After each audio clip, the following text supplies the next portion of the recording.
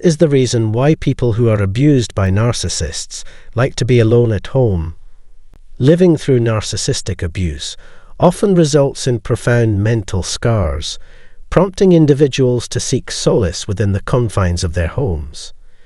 Here are 10 reasons why survivors of narcissistic abuse frequently find refuge and comfort in their own residences. 1. Haven of security. Home serves as more than just a physical refuge. It is a sanctuary where individuals can shield themselves from the external chaos and reconstruct their fractured sense of security. This underscores that safety extends beyond mere physical well-being, encompassing mental and emotional health. Survivors come to realize their ability to establish a secure environment, fostering a gradual restoration of trust in both themselves and others. Crafting a safe space becomes an active and continuous endeavor, with the home sanctuary imparting the valuable lesson that cultivating environments conducive to overall safety requires intentional effort. 2. Reclaiming autonomy. By reclaiming control of their living spaces, survivors embark on a journey toward regaining their independence and freedom. This journey delves beyond mere selection of home decor. It delves into the essence of true freedom. Over time, it becomes evident that every choice, regardless of its apparent size, contributes to a larger narrative of liberation. Individuals who have weathered traumatic experiences discover that asserting control over even the most mundane aspects of life aids in rebuilding their self-esteem. The lesson underscores that regaining control is a gradual process rather than a fixed objective, illustrating how modest yet intentional actions within the safety of home can wield substantial influence. 3. Emotional rejuvenation through silence. Within the sanctuary of your own home, you discover solace in the transformative power of silence during an introspective evening alone.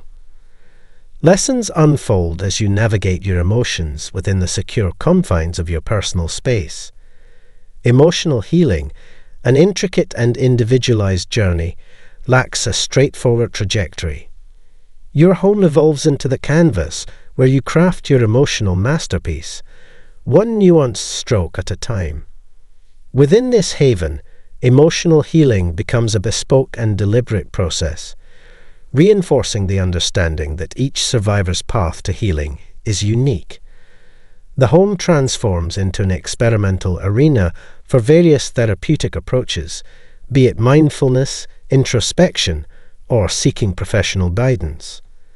Survivors actively engage with their emotions, learning that the healing process demands time and a willingness to explore diverse methods, a valuable lesson fostered within the safety of home.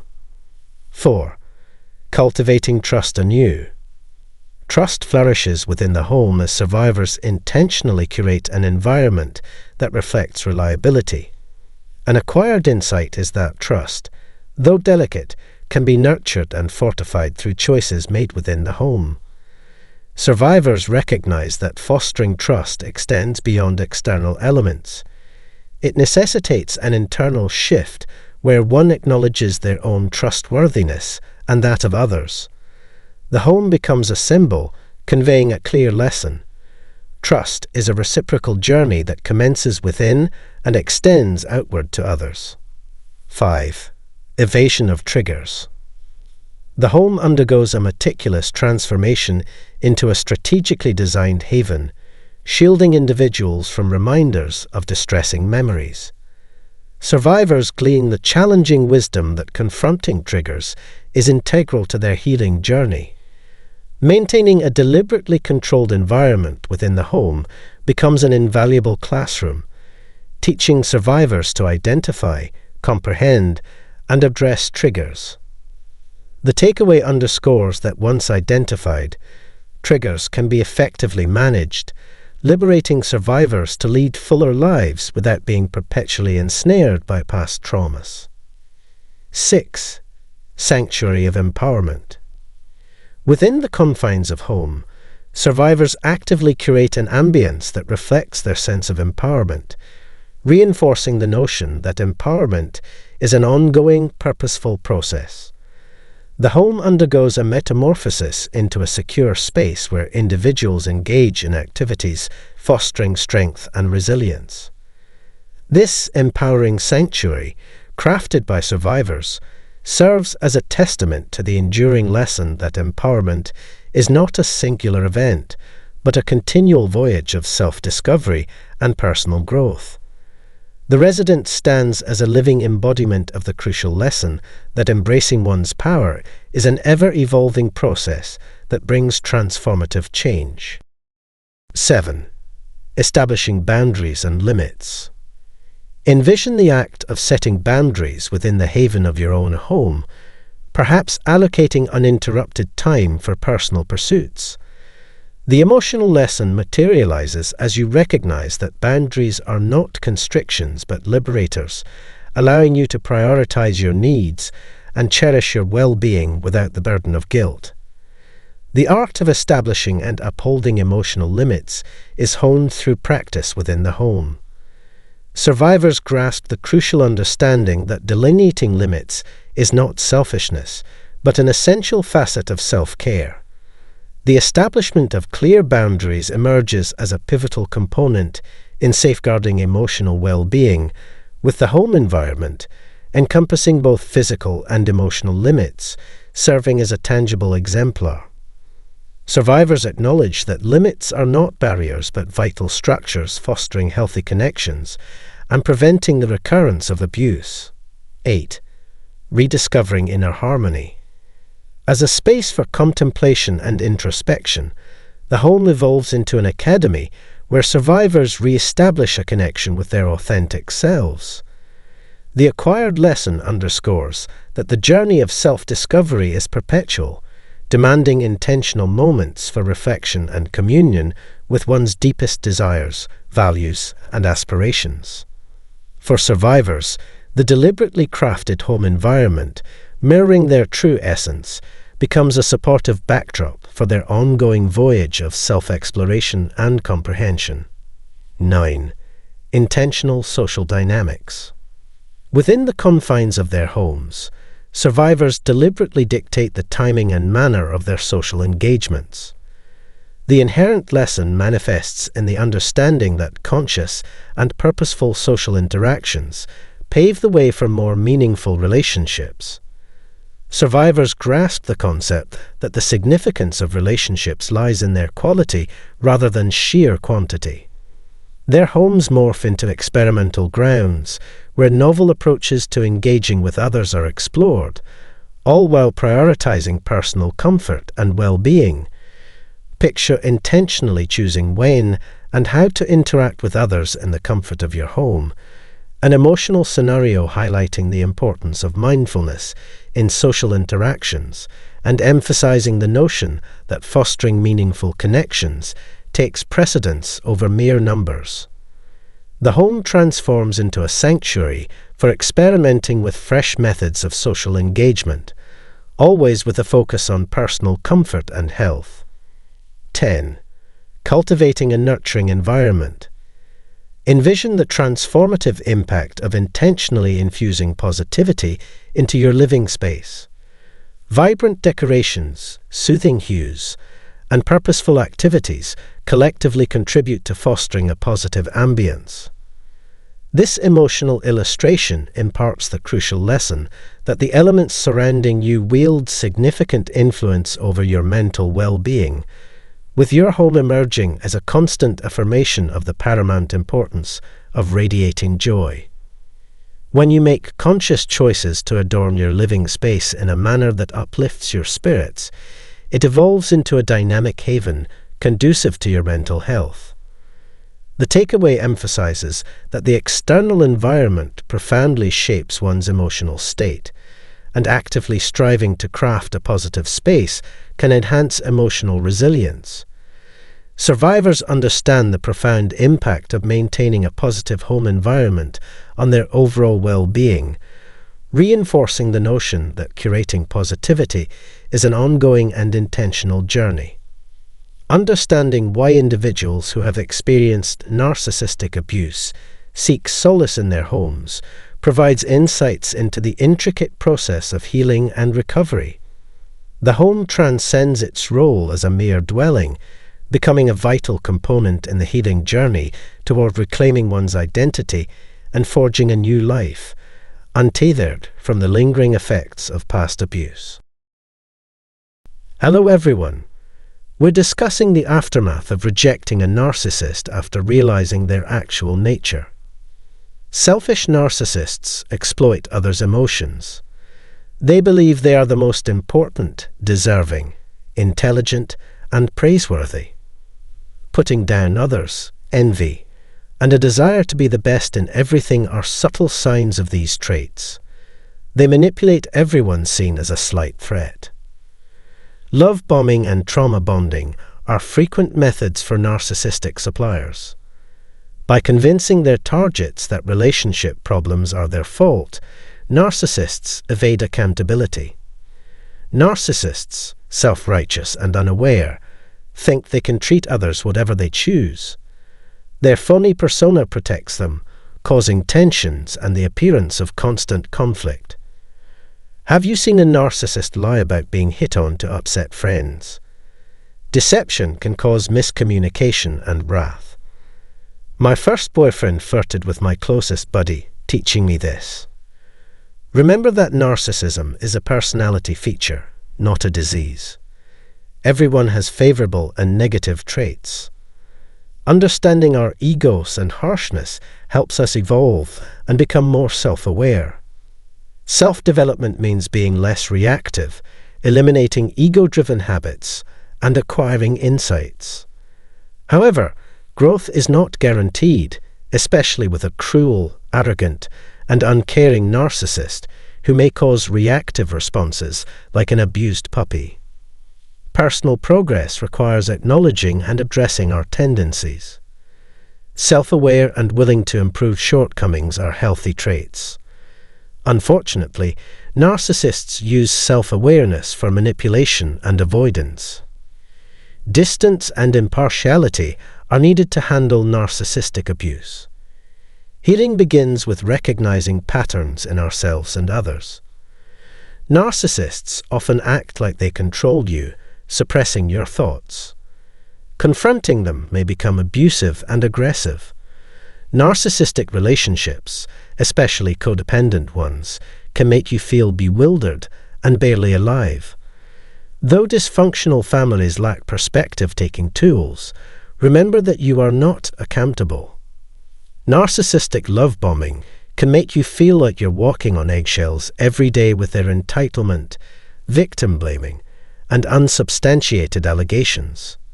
Even in pandemonium, remember that the issue is not your responsibility. Rejecting a narcissist takes planning.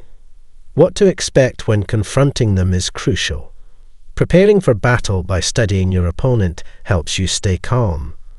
Unfortunately, narcissists don't treat courteous, kind, and fair people equally. Narcissists, who cannot regulate their emotions, rely on you, making the idea of treating others as you want to be treated ineffective. Rejecting a narcissist is like telling Dracula the blood bank is closed. Inviting narcissists into your life feeds them, and when you say no, they get angry. Understand these dynamics before ending a relationship with a probable narcissist. Like Dracula, narcissists create a false self to avoid relationships. They need adoration and power from someone who matches their inflated self-image. They enjoy creating fear, obedience, and authority. Imagine a narcissist as a huge toddler throwing a tantrum without their pacifier. Narcissists get angry when refused because they think the world should revolve around them. They hate rejection because they think they're better than others and deserve everything. Their priorities lack empathy and social responsibility. Narcissists are generally nurtured by egotistical, overindulgent parents who inculcate superiority and lack of empathy. Exploitation, especially of the inferior, is strongly rooted. Narcissists may come from excessive praise or traumatic childhoods with shame and abandonment trauma, according to certain studies. Narcissists don't understand cause and effect, hence they don't understand the self-fulfilling prophecy. They blame others for their misery and refuse to take responsibility for their actions. Rejection makes narcissists anxious about vulnerability. They use passive antagonism, scorn, projection, and gaslighting to avoid this vulnerability, participating in superficial interactions. Love bombing helps develop ties without connecting. Despite their self-dismissal, narcissists often fail to realize that others may dislike and reject them. They dread rejection and loneliness, yet lack maturity and life skills for self-reflection. Rejecting a narcissist is complicated by their incapacity to understand cause and effect links and protective strategies. Cruel relationships fail like flowers need sun, water, and healthy soil. For a narcissist, maintaining a relationship is more important than its health.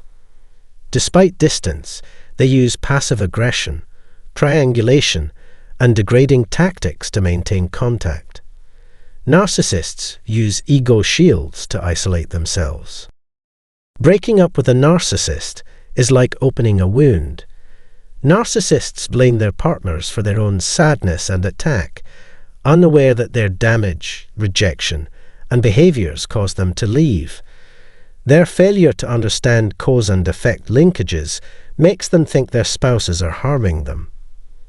Narcissists hide behind their self-image to avoid rejection. Like MTV's Catfish, they create a phony ego to seduce victims with love bombing, excessive validation, flattery, and persuasive language. Victims may be self-aware and narcissistic, but pathological narcissism is concerning. The healthy narcissism everyone needs might become obsessive attention-seeking for someone with low self-esteem. While catfish users utilize bogus identities to increase self-esteem, the real person behind this front is frequently insecure, traumatized by abandonment, and ashamed. Rejection makes narcissists worry and lose their mask. Their manipulation, love bombing, trauma bonding, triangulation, projection, and dismissiveness fail. This rejection confirms their innermost fears, that everyone is unreliable and untrustworthy, like those who have let them down. Narcissists lash out without remorse after rejection. By refusing abuse, the victim broke their norms and deserves vengeance. The narcissist thinks the victim should have accepted their control, labeling, and superiority. The victim rejects the narcissist's unrealistic ego and control attempt by rejecting these elements. Rejecting narcissists is difficult. You'll see that they twist facts to fit their story, ignoring cause and effect, and avoiding responsibility. They may penalize you because they don't comprehend that their behavior made you say enough is enough. Rejecting a narcissist has many consequences. They start with public, private, and professional character assassination. They may embarrass you online, at family events, or among friends. Privately, depressing messages may fill your mailbox. Slurs, wrath, and screaming may occur. Negative reviews, hearsay, and public criticism can damage your reputation professionally. They will work hard to injure professionals, possibly outsourcing. Narcissists use subtle strategies, so be careful. Narcissists can act like 2-year-olds who throw tantrums when denied a toy. Like children, they lack self-improvement skills and fail to moderate their conduct without manipulating people for narcissism. Rejecting a narcissist breaks their reality, making them act childish. This can include physical abuse, screaming tantrums, intimidation, or financial problems. They may even try to turn your children against you by using adult emotional capacity and resources like a youngster using cruel remarks. Narcissists triangulate to make you look unstable and pity you. After losing their main narcissistic source, they actively seek new ones. In public, they may act normal while secretly scheming your rejection revenge. Narcissists triangulate by showing compassion and adoration before dismissing you. They develop empathy to avoid rejection and abandonment. If they perceive rejection, they may manipulate family ties.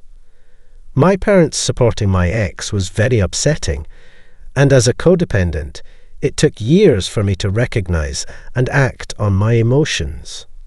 Narcissists also use guilt. They blame you for the breakup while hiding their harsh, passive-aggressive, and dishonest actions. They lie to cast doubt on your breakup reasons. Some may even use religion or morality to smear you. Narcissists struggle with cause and effect logic and interpersonal challenges. Your split seems arbitrary, absolving them of blame. Recognizing this dynamic can help you with a narcissist breakup. My divorce required me to examine my role in my marriage's downfall. My ex refused to fix the relationship and advised me to seek legal advice following therapy. Though the anguish was difficult, I knew that staying in that relationship would kill me. I decided not to teach my kids codependency after realizing this. I was called mad, egotistical, and queer in retaliation. Narcissists use situations to make you wonder and regret your choices. Love bombing is showering you with affection and meeting all your needs. A client's husband became the perfect partner after divorce, remembering anniversaries, doing housework, finding work, and quitting drinking. A seemingly beneficial change is often used to get you back. Narcissists may give you presents, flattery, and dream language. This change is temporary because they want you back as their main narcissistic source. This temporary change prevents you from holding them accountable for past relationship behaviors. Narcissists flaunt their new source of supply after a breakup. They may ignore online scrutiny, stalking, poor reviews, smear tactics, and false charges. Despite not cutting relationships, vindictive narcissists may breach many lines and act angrily if they think you have. While you recover from the breakup, the narcissist seems unfazed. It can be confusing to see them brag on social media, move on quickly, or get married soon after your breakup. They behave like you haven't left a mark and are unimportant, making the situation more unsettling. You must realize that your experience is not insane. It takes time to accept living with someone who acted superior, used you for emotional gratification, and presented a fake personality. Narcissists may accidentally manipulate your emotions and remain vindictive after the relationship. Lacking self-awareness and introspection, they think your supposed offenses were justified. Your grandiosity reflects their need to feel special and respected for their accomplishments. When you leave this role, they may react negatively. If you're with a narcissist, learn about trauma bonding, projection, and gaslighting. This knowledge can ground you and clarify your circumstance. Narcissists target empaths who ignore their wants or please others. These patterns must be recognized and addressed for personal rehabilitation. Emotionally healthy people set and maintain healthy boundaries, unlike codependent people. Emotionally healthy people set boundaries without remorse, unlike codependents. Understanding and addressing these factors is essential to managing narcissist relationships. Codependents may erroneously blame themselves for narcissists' wrath, feeling inadequate.